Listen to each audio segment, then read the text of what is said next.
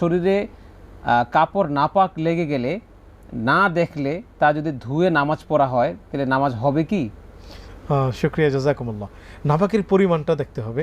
মানে নাপাকির মধ্যে দুই রকম নাপাকি আছে, এটা বুঝতে হবে। একটা হলো নাজাসাতুন খফিফা, নাজাসাতুন গলিযা।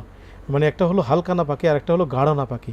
তো গাঢ় নাপাকি যদি লেগে যায় এবং সেটার পরিমাণ আছে, যেমন ধরেন 1-1.5 পরিমাণ, মানে হলো এতটুকু পরিমাণ যেটা আসলে দৃষ্টিকটু, সেটা যদি লেগে থাকে সেটাকে আসলে ফেলে দিয়ে এরপরে হলো নামাজ পড়া লাগবে। আর যদি এমন হয় যে আপনার অনেক নাপাকি লেগে আছে, আপনি দেখেননি, তারপরে একটু কষ্ট করে আপনাকে সেই নাপাকিটা ধুয়ে তারপরে হলো আপনাকে আবার নামাজটা পড়তে হবে।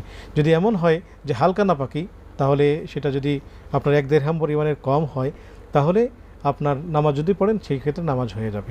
তো এই ক্ষেত্রে এই বিষয়গুলো একটু দেখার বিষয়, যে নামাজের মধ্যে আসলে মূলত মানে সেখানে রুকুন আছে। রুকুন মানে হলো পিলার। যেমন নামাজের ভেতরে এবং বাহিরে 13টা ফরজ আছে। এই 13টা ফরজের কোনো একটা যদি মানে পিলার যদি না থাকে, তাহলে ঘর কিন্তু নড়বড়ে হয়ে যায়। এই জন্য একটু খেয়াল রাখতে হবে। আমরা এই 13টি আহকামকে জেনে আমল করার চেষ্টা করবো ইনশাআল্লাহ।